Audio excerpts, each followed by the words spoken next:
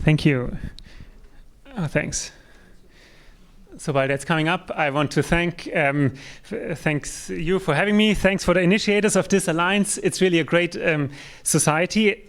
I know you have a clinical focus, but also for us nerdy physicists, it's really a valuable community because it allows us to talk about things that we cannot easily talk about elsewhere. So almost all of us here are using the same commercial products. And very often the difference between getting good research data and getting great research data is not really how well I understand my MRI physics, but also how well I understand my MRI highly valued vendor. And at ISMREM, so I'm not really allowed to talk about it. I'm not even supposed to say the name of the vendor. And abstracts are being rejected if they're focusing too much on a specific product. So thanks for having us. Because we don't have something like Goofy here in America. So I will talk about two community projects where we are particularly celebrating the interaction with our vendors, specifically talking about third order shim and then also the STX and PTX calls. Let's talk about third order shim first, which is a community project of a handful of different interested institutes. And I advance here. 10 months ago in this very room, Nicolas Boulon reported about the potential inductive coupling between the gradients and the third order shim, which might be coming from the physical wiring symmetry of the gradients and the third order shim, increasing eddy currents at certain echo spacings, which can increase or result in trajectory imperfections, which are particularly visible in high resolution research EPI protocols in the form of those fuzzy ripples, these low spatial frequency shading patterns. But also in flash sequences, sometimes you can see these very faint ghosts in the redirections. So imagine you are sitting on a scanner and you are piloting your high resolution EPI study, and then you get data like this. Like, what do? First of all, I want to raise awareness for this artifact. We need to be able to identify it. And there we have it, the fuzzy ripple, this kind of low spatial frequency shading pattern. And then we have two options. The first is to call up our friendly Siemens collaborator to come to the rescue and teach us how to unplug the third order shim. For example, it's important to switch it off in the right way using the convenient tools that are provided, but then also literally unplug it inside the Faraday cage, which might look something like this. And this cleans up those artifacts quite nicely, at the cost of less accurate shims, of course. Then the second option would be to optimize your echo spacing, which is something you should be optimizing anyway to avoid forbidden frequencies or resonances. Where you can see that these effects go away at some echo spacings, it never really looks as clean as if you unplug the third order shims. And also changing the echo spacing comes along with small little trade-offs too. We have looked at this in dozens of patients in the spectrum of different sequences. We see these fuzzy ripples in the 3D EPI, in the multiband from CMR, or in the SMS Siemens sequence EP2D, where we always have these kind of shading patterns at certain echo spacings that go away as soon as we unblock the third order shim. And this is not something that's specific to a given scanner. We see this across several teras and 70 plus scanners where we have these shading patterns in a low spatial frequency that go away when we unblock the third order shim. And this has some implications for fMRI stability. As you can see here, maybe in the bottom, these are time courses movies where we see that these fuzzy ripples introduce some temporal variance, which can lower the TSNR, in this case by 30% in the specific RI of the auditory cortex for a protocol at a given echo spacing that was deliberately chosen to exemplify this artifact. So you see that there might be some activity in auditory cortex, but it's not exceeding the threshold that we chose here. Maybe if you would scan much longer, it would. More efficiently, if you just unblock the third order shim, you can get this activity out quite nicely at those echo spacings.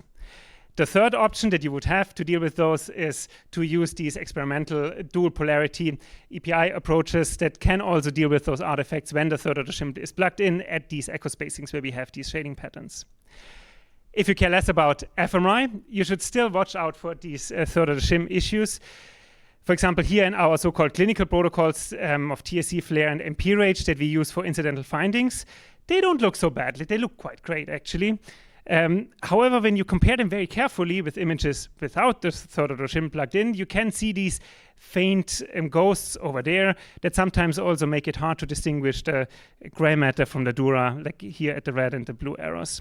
And also here, you can benefit a lot by going to different echo spacing, optimizing that, knowing what to look for, and then you can mitigate this artifact.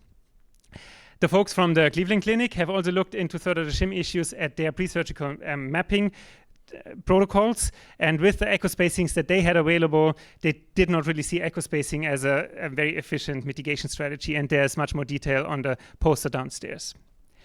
So in conclusion, watch out for artifacts that are caused by third order shim, because the vendors do provide us with a series of different tools that allow us to deal with that. Changing the echo spacing, consider unplugging the third order shim, or using these more experimental dual polarity EPI approaches. Next, let's talk about RF.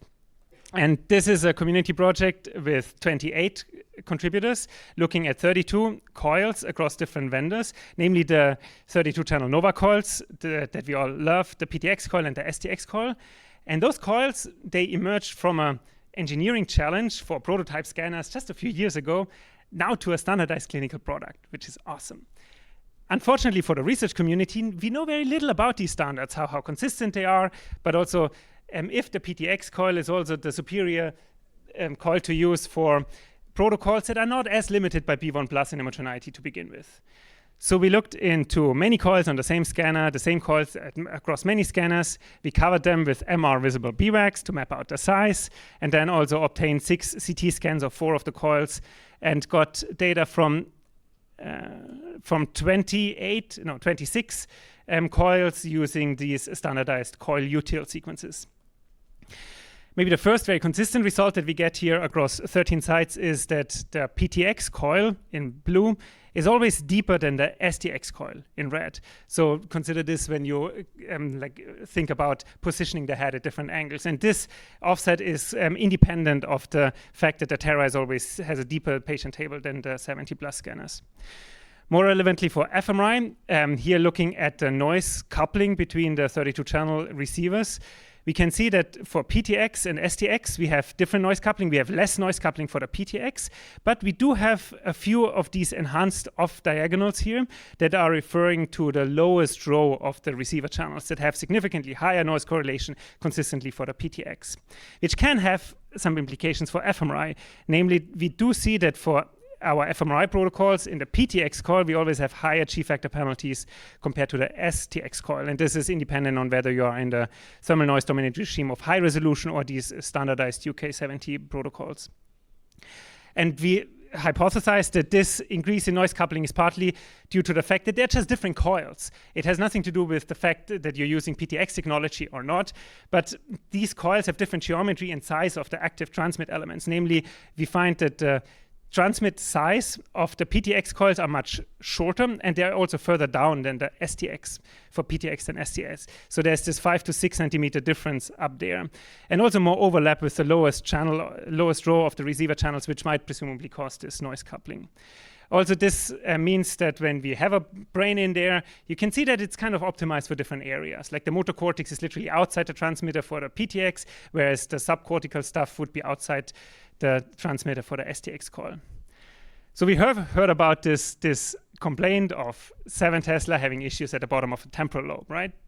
So what if I tell you that it's not just a matter of 7 Tesla. It's not just a matter of whether you use PTX pulses or not, but it's also a matter of how you optimize your location of the transmitter, if it's more centered around the motor cortex or more centered around the temporal lobes.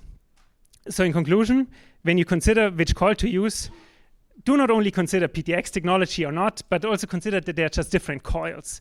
I'm not implying that there's any design flaw in either one of them, but they are just different coils. So if you're more limited by noise coupling in highly accelerated fMRI protocols, or if you're more limited by upper or deeper layer transmit efficiency, you might be better off with one or the other.